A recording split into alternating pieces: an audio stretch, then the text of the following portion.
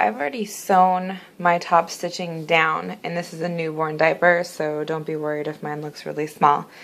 But here I left the belly part open. Obviously I already have my snaps on. Left the belly part open.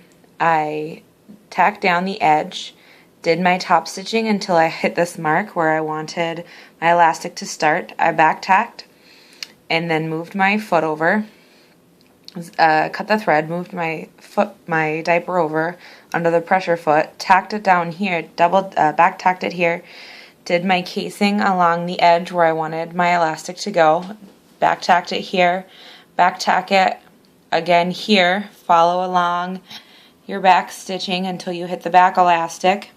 Then you'll do the same thing, back tack it there, back tack it here, go all the way across, and then you'll back tack it and back tack it there so that you don't lose your stitching won't come undone. And then you just follow along your edge and you do it again on this leg, and then until you get to the bottom, and you continue on. And then once you have it here, of course I'm all out of elastic, so I can't show you how I do it exactly, but you just take your elastic. For a one size diaper, you use 5 inches is what I use for the legs and the back of the diaper. This is a newborn, so I'll use 4 inches here.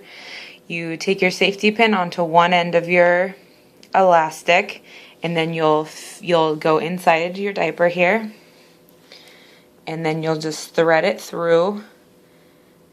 And then when you get to a little, I usually do about 1/4 of an inch left of my elastic sticking out. That way I know I've got a good section that it's not going to rip out of the stitching. Sometimes I do closer to 1/3 of an inch or 1/2 an inch because I'm not really paying attention to what I'm doing. So you'll just tack it down here. I just cross my lines over so that it looks like it's one line. And then you'll stretch the elastic out until you get to this side, and it'll be all bunched up here with the elastic because obviously your casing will be bigger than your elastic.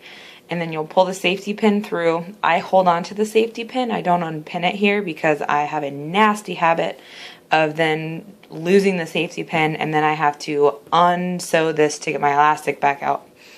So when you leave your safety pin in, you tack it down here, remove your safety pin, and then you have your elastic in. And then you'll do the same thing here and here. And then to close, I usually do just a little bit here on either side. I actually normally do a little bit more, but with this pattern, I didn't have a whole lot of room to get my snap pliers in, so I had to make sure to leave just a little bit of room. And you'll just tuck these in. I can't really do this one-handed. Tuck it in, you'll pin the bejesus out of it, and then you'll just connect your 2 lines. You'll sew a top stitching across the top here with these folded in so that it looks like a top stitching here.